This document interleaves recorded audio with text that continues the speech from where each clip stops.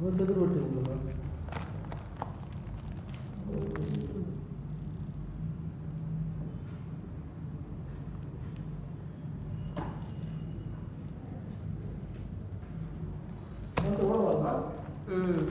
ముందు రంధ్రాలు వేసినాక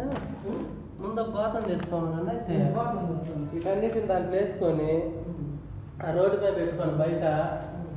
మీకు అవసరం అనుకునే బాగున్నాయి పూర్తి గిరిగించి ఆ ఎండలు వేసి రమ్మనండి కాసేపు తర్వాత తీసుకోవచ్చు.